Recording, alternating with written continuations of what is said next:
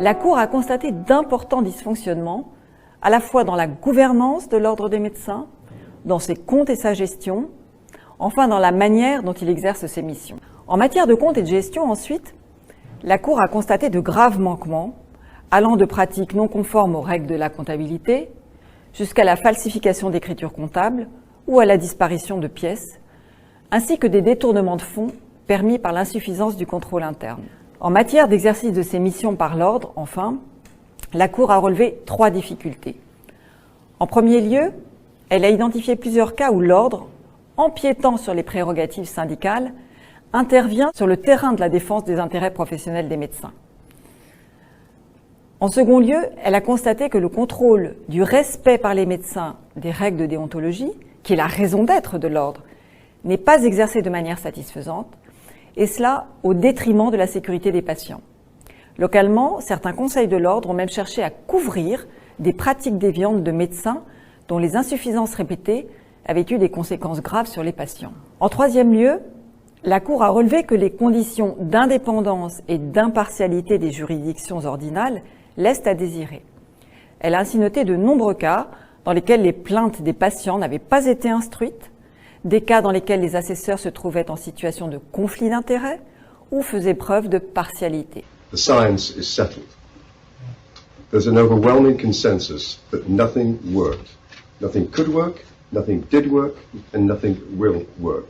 That includes the vaccinations, which are not just unnecessary, experimental, untested, and are actually killing people. I want to take this moment to point a finger directly at the principal cause of why we're all here today. And it's not the government. No, it's us physicians who have been intimidated by our colleges, both provincially and internationally. If physicians had not been intimidated by the very body that is supposed to protect you from me, if they'd been allowed to speak their mind without the threat of losing their income and their positions, then an individual patient, such as you and me, in a closed examining room, would have been told the truth. Right. The truth. They have been denied that ability to do that. We have had that for centuries. The 2 principal medical ethics have been trampled on by this government. First, do no harm, and informed consent. First, do no harm has been trampled on. The mandates have killed, as we've heard, more people, many more people than they've saved. But informed consent, I would put it to you, how can you give informed consent if you are not informed? And you have been denied information intentionally by the colleges that are supposed to protect you. So I say this, putting a point on it. The colleges of physicians and surgeons across this country and internationally are co-conspirators with government in state-sanctioned murder. Thank you. Ici à gauche, une pharmacienne déballe un médicament et en retire la notice dans laquelle on trouve les contre-indications, les effets secondaires, la posologie, etc. Voici l'artère iliaque, avec un caillot qui sort de l'iliaque. Normalement, on ne voit pas de caillot dans l'iliaque. On trouve dans la notice, là où toutes les indications devraient se trouver,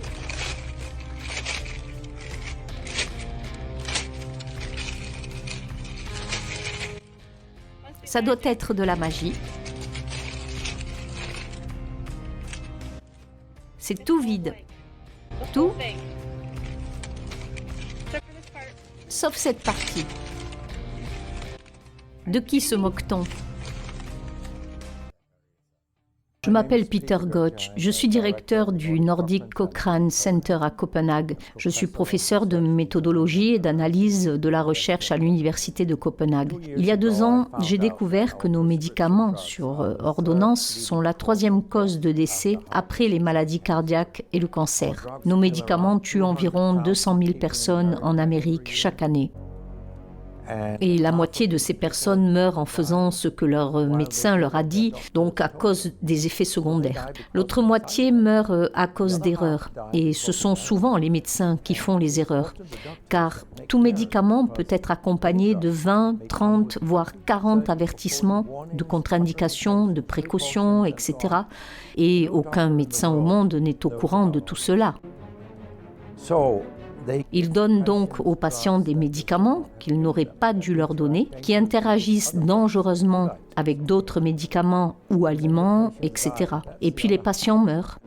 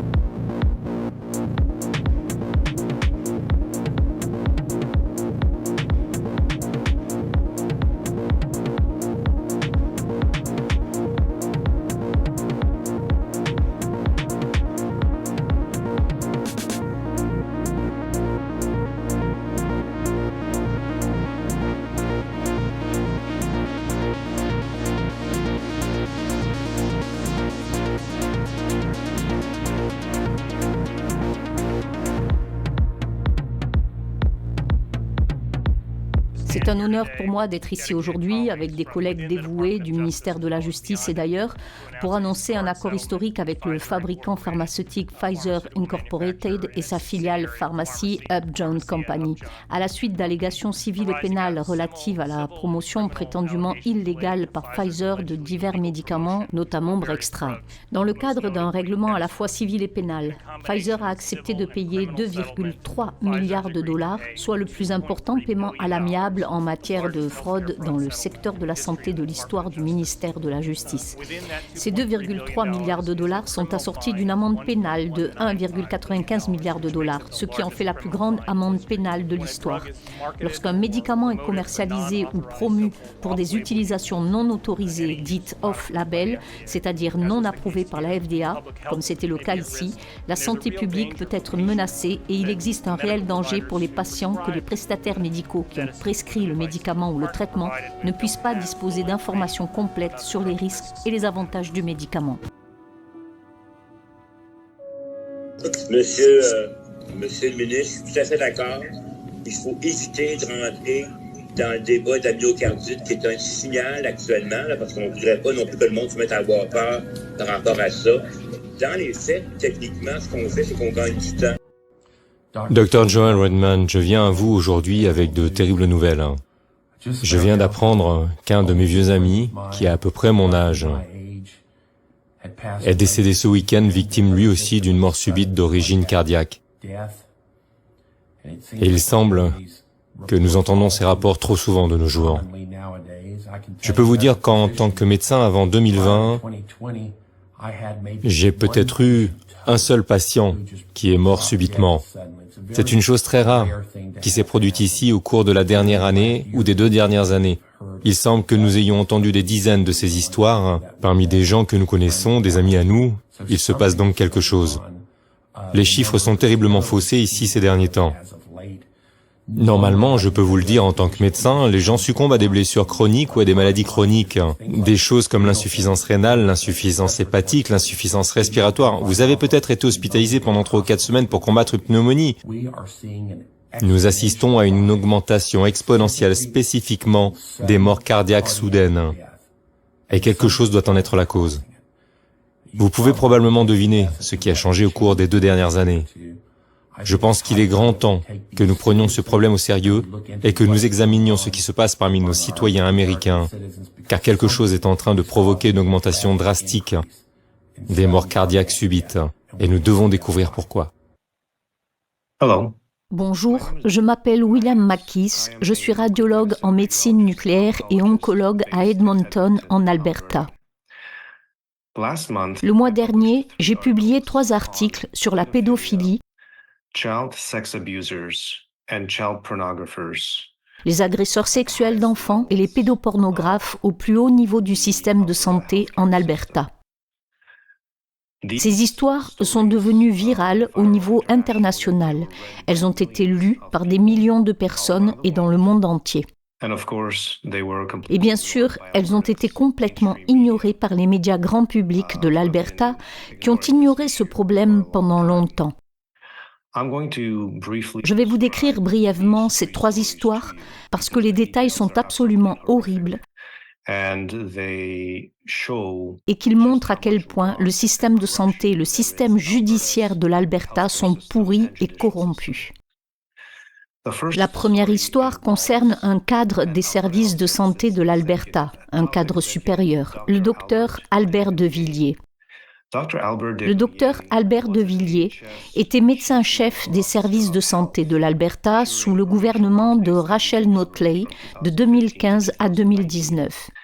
Il était médecin-chef de la santé pour la zone Nord. Il y a 5 zones en Alberta. Il était donc l'un des 5 premiers médecins de l'Alberta. Il relevait de la directrice générale du système de santé de l'Alberta, le docteur Verna Yu, et du médecin-chef du système de santé de l'Alberta, le docteur François Bélanger. Pendant le gouvernement de Rachel Notley, à partir de 2017, le docteur de Villiers a commencé à agresser sexuellement son garçon de 7 ans. Et selon la sécurité nationale, au moins 2 autres enfants. Il a continué ses agressions sexuelles alors qu'il était employé en tant que cadre du système de santé, mais il avait également un autre poste. Rachel Notley et sa ministre de la Santé, Sarah Hoffman, l'ont nommé responsable de la pédiatrie au sein du ministère de la Santé de l'Alberta. Il s'est donc vu confier un poste de premier plan en tant que chef des pédiatres, alors qu'il n'avait aucune formation en pédiatrie. Il a commencé à agresser sexuellement son petit garçon de 7 ans en 2017. Ces agressions se sont poursuivies jusqu'en juillet 2020, date à laquelle il a brusquement quitté l'Alberta pour la Colombie-Britannique. Nous ne savons pas pourquoi il est parti, mais en Colombie-Britannique, le gouvernement néo-démocrate de la province lui a donné un autre poste de premier plan dans le domaine des soins de santé. Cette fois-ci en tant que médecin-chef de la santé de l'intérieur de la Colombie-Britannique, sous la responsabilité du docteur Bonnie Henry, qui est le chef de la santé publique pour l'ensemble de la province. Il s'agissait donc d'un autre poste de direction. Il a ensuite été arrêté en 2021 et pendant qu'il attendait son procès, le gouvernement néo-démocrate de la Colombie-Britannique l'a mis en congé payé et lui a versé un salaire de plus de 700 000 $ après son arrestation pour abus sexuels sur des enfants. Il a reçu plus de 700 000 $ jusqu'à ce qu'il soit reconnu coupable à l'été 2023 et condamné à une peine de 5 ans et demi de prison. Il s'agit donc d'une personne qui a été médecin-chef de la santé en Alberta, puis médecin-chef de la santé en Colombie-Britannique, où il a supervisé les confinements, le port du masque et le déploiement des vaccins Covid-19. Et bien sûr, les persécutions et condamnations à l'encontre des médecins qui tentaient de traiter leurs patients atteints de Covid-19 et qui rédigeaient des lettres d'exemption de vaccins, etc. Le gouvernement de la Colombie-Britannique a suspendu ces médecins sans les rémunérer. Mais un pédophile du gouvernement néo-démocrate de la Colombie, lui, s'est vu donner plus de 700 000 $, ce qui a été confirmé par les grands médias. Cette histoire aurait dû s'arrêter là, mais Rachel Notley dirigeait alors le gouvernement et cette histoire aurait dû mettre fin au gouvernement néo-démocrate de la Colombie-Britannique et aux gouvernements provinciaux du Canada, qui auraient dû s'effondrer rien qu'avec cette histoire.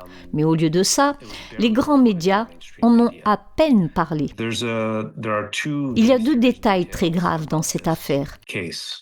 Le premier est qu'au cours du procès, il a pu présenter 28 lettres de recommandation émanant de cadres supérieurs du secteur de la santé de l'Alberta et de la Colombie-Britannique qui ont déclaré qu'il était un homme bon, qu'il était digne de confiance et que ces cadres supérieurs du secteur de la santé lui confieraient leurs enfants.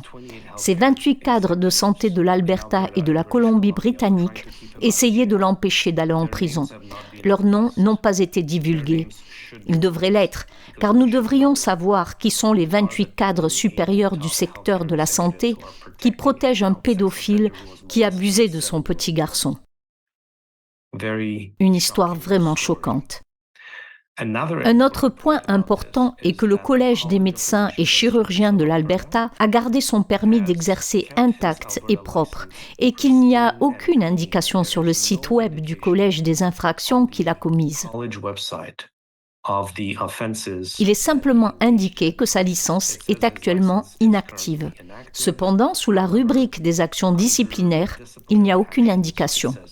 Il a une licence médicale en règle et lorsqu'il aura purgé une peine bien trop courte, il reviendra et le Collège des médecins et chirurgiens de l'Alberta lui rendra sa licence comme s'il ne s'était rien passé. Voilà pour le premier cas. Le deuxième cas concerne le docteur Fred Janke.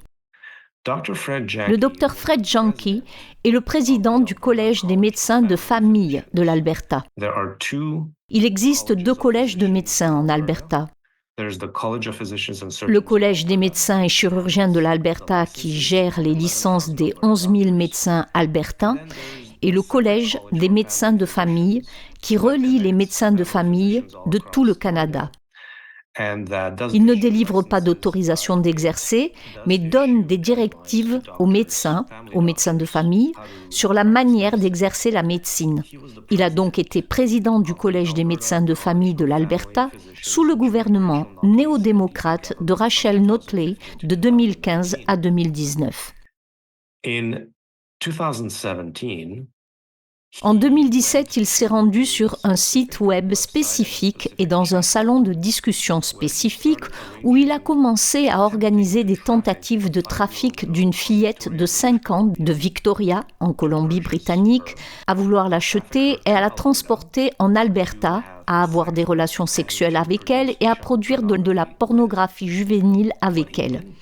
Ce qu'il ne savait pas, c'est qu'il conversait avec un agent de police sous couvert, un agent de la police de Victoria, et qu'il a conversé avec cet agent de police sous couvert pendant 9 mois. Et pendant 9 mois, la police de Victoria a recueilli des preuves de ce qu'il prévoyait de faire à cet enfant de 5 ans. Encore une fois, il convient de rappeler pendant ces événements que le gouvernement est dirigé par Rachel Notley. Il est président du Collège des médecins de famille de l'Alberta. Il s'agit de l'une des plus hautes fonctions que l'on puisse occuper dans le domaine de la santé. En tant que tel, il a dû être en contact avec tous les dirigeants de l'élite du secteur de la santé en Alberta, avec lesquels il a été en très bons termes. Lorsque la police de Victoria a eu suffisamment de preuves, elle a contacté la Sécurité nationale de l'Alberta et l'homme a été arrêté. Il a été arrêté en 2018, en juin. Il attend maintenant son procès. Ce qui est intéressant dans cette affaire, c'est que quelques jours avant son procès à Edmonton, les procureurs de la couronne de l'Alberta ont abandonné les poursuites et l'ont laissé partir. Je vous rappelle qu'il s'agit d'une affaire dans laquelle ils tentaient de faire passer une fillette de 5 ans de la Colombie-Britannique à l'Alberta pour avoir des relations sexuelles avec elle et produire de la pornographie enfantine. La police de Victoria a recueilli des preuves pendant 9 mois et le procureur de la couronne de l'Alberta a abandonné l'affaire sans aucune explication. En fait, le porte-parole du ministère de la Justice et du procureur général de l'Alberta, sous le gouvernement de Jason Kenney, a confirmé que le service des poursuites de la couronne de l'Alberta avait déterminé de manière indépendante qu'il n'y avait plus de probabilité raisonnable de condamnation et qu'il avait suspendu les poursuites en abandonnant toutes les accusations. Mon hypothèse est que les procureurs de la couronne de l'Alberta couvraient un réseau de trafic sexuel d'enfants impliquant la Colombie-Britannique et l'Alberta, ainsi que les élites qui participaient au trafic d'enfants. And they could not allow this doctor to go to trial. Ils ne pouvaient pas permettre à ce médecin d'être jugé et d'exposer d'autres clients ou d'autres personnes impliquées dans ce réseau de trafic d'enfants. C'est l'hypothèse que je formule sur la base de toutes les preuves disponibles. L'histoire ne s'arrête pas là. Une fois que les procureurs de la couronne ont abandonné toutes les charges, il a demandé à récupérer sa licence médicale en avril 2021. Et le 22 avril 2021, le Collège des médecins et chirurgiens de l'Alberta a rétabli sa licence médicale, en lui donnant qu'une seule condition. Il devait être accompagné d'un superviseur lorsqu'il était en présence d'un mineur. Et bien sûr, lorsque la pandémie de Covid a frappé, le superviseur pouvait effectuer un appel Zoom. C'était la seule restriction. Ils lui ont donc redonné accès aux enfants de l'Alberta. C'est très important car nous sommes en avril 2021. Au même moment, le Collège des médecins et chirurgiens de l'Alberta poursuivait les médecins qui traitaient les patients atteints de Covid avec des traitements précoces et qui rédigeaient des lettres d'exemption de vaccins, leur retiraient leur licence, déposaient des plaintes contre ces médecins et portaient atteinte à leur licence médicale, faisant en sorte qu'ils aillent exercer la médecine ailleurs. Mais par contre, si vous essayez de trafiquer un enfant de 5 ans pour avoir des relations sexuelles avec lui et faire de la pornographie infantile, le Collège des médecins et chirurgiens de l'Alberta se plie en 4 pour vous rendre votre licence médicale et vous donner accès aux enfants de l'Alberta. Voilà ce que fait notre ordre des médecins et chirurgiens. Il participe activement aux abus sexuels des enfants de l'Alberta. Il est important de noter qu'il a continué à pratiquer la médecine d'avril 2021 jusqu'à sa retraite en février 2023, avec une licence médicale en règle en Alberta. Et sous la rubrique des actions disciplinaires sur les sites web de l'ordre, il n'y a toujours aucune mention et les raisons de la présence d'un superviseur ne sont même pas divulguées.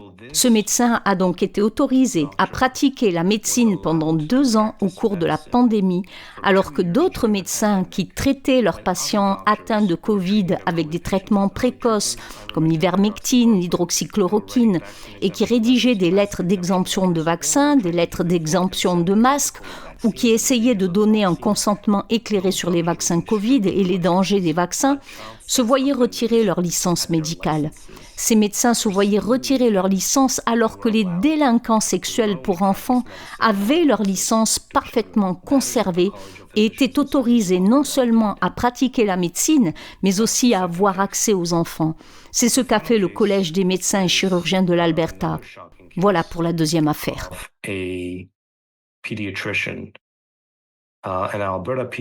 Le dernier cas est un autre cas choquant d'un pédiatre, un pédiatre de l'Alberta qui a été arrêté à l'aéroport d'Edmonton en possession de pornographie infantile. Il avait en fait repéré qu'il essayait de distribuer de la pornographie infantile impliquant des enfants âgés de 6 à 11 ans. Il s'agit là du docteur Ghassan Al-Nahami, pédiatre, arrêté pour pornographie infantile. En 2019, en août 2019, alors qu'il était en attente de son procès, l'Ordre des médecins et chirurgiens lui a d'abord demandé de renoncer volontairement à sa licence, mais il a ensuite voulu la récupérer, alors qu'il était en attente de son procès. Le Collège des médecins et chirurgiens de l'Alberta lui a donc rendu sa licence médicale. Quand l'ont-ils fait? Ils lui ont rendu son permis d'exercer en septembre 2021, alors qu'il était en attente de son procès. Ils lui ont redonné sa licence médicale, vierge, propre, sans aucun dossier indiquant qu'il avait fait quoi que ce soit de mal. Et ils lui ont donné accès aux enfants de l'Alberta avec un superviseur permettant la surveillance par Zoom. En août 2023, le docteur Al-Nahami a été reconnu coupable de 2 infractions liées à la pornographie juvénile. Mais il est important de noter que pendant 2 années entières, de septembre 2021 à août 2023, le Collège des médecins et chirurgiens de l'Alberta lui a permis de pratiquer la médecine et d'avoir accès aux enfants de l'Alberta avec une licence médicale impeccable. Qui sont donc les personnes qui protègent les pédophiles et les agresseurs sexuels d'enfants en Alberta au Collège des médecins et chirurgiens de l'Alberta? Le responsable de l'ordre est le docteur Scott McLeod, nommé par le gouvernement néo-démocrate en 2017. Toujours actif en tant que responsable de l'ordre, il a protégé ces pédophiles et ces agresseurs sexuels d'enfants. Le responsable associé est le directeur du traitement des plaintes et le docteur Michael Cafaro. Michael Cafaro, dont le père était juge et a été juge en chef adjoint de la Cour provinciale de l'Alberta. Il s'agit d'une mafia juridique. Il contrôle toutes les plaintes à l'université, les licences et la façon dont les licences sont affectées. C'est donc lui qui détermine si une personne se voit retirer sa licence ou si elle conserve une licence impeccable, comme c'était le cas pour ses abus sexuels sur des enfants. Le docteur Michael Cafaro occupe son poste depuis 2015, nommé par le gouvernement néo-démocrate, le gouvernement de Rachel Notley en 2015. L'avocat du docteur Michael Cafaro, le principal conseiller juridique du Collège des médecins et chirurgiens de l'Alberta est M. Craig Boyer. Craig Boyer est l'avocat principal du collège depuis 2005 environ. Mais il a hérité de ce poste de son père, qui était l'avocat principal du Collège des médecins et chirurgiens de l'Alberta depuis les années 1970. En fait, on peut trouver des cas où son père, Donald Burley, a commis des actes de sabotage à l'encontre de médecins et de leur licence médicale dans les années 1970. Il s'agit d'une famille mafieuse, une famille d'avocats mafieux qui contrôlent toutes les procédures juridiques de l'ordre depuis les années 1970. J'ajouterai que le Collège des médecins et chirurgiens de l'Alberta est une société privée. Il n'est pas possible de faire une demande d'accès aux informations et il ne relève pas du gouvernement provincial. Bien qu'il soit constitué en vertu de la loi sur les professions de santé, sur laquelle le gouvernement provincial exerce un contrôle total. Le Collège des médecins et chirurgiens de l'Alberta est une société privée. Voici la situation en Alberta et je n'ai fait là qu'effleurer la surface de la pédophilie, des abus sexuels sur les enfants, de la pornographie infantile et des personnes qui protègent ces abuseurs d'enfants se livrant à ces crimes. Une fois de plus, des cadres supérieurs des services de santé de l'Alberta fournissent des lettres de recommandation concernant des agresseurs sexuels d'enfants et 28 d'entre eux ont fourni des lettres de recommandation au tribunal. Le Collège des médecins et chirurgiens de l'Alberta protège les personnes qui se livrent à la pornographie infantile, leur accorde des licences médicales, leur permet d'exercer avec un casier vierge pendant 2 ans au cours de la pandémie et retire leur licence aux médecins honnêtes et travailleurs qui ont tenté de protéger leurs patients contre le Covid en essayant de leur donner un consentement éclairé sur le vaccin Covid, en rédigeant des lettres d'exemption de vaccin. Ces médecins ont été ciblés par le collège pendant que les pédophiles et les agresseurs sexuels d'enfants, eux, ont été protégés. Enfin, les procureurs de la couronne de l'Alberta ont abandonné les poursuites à l'encontre du docteur Fred Janke et du docteur Albert Devilliers, qui a été condamné à 5 ans et demi de prison pour avoir agressé plusieurs enfants, et les procureurs de la couronne de l'Alberta ont abandonné les poursuites.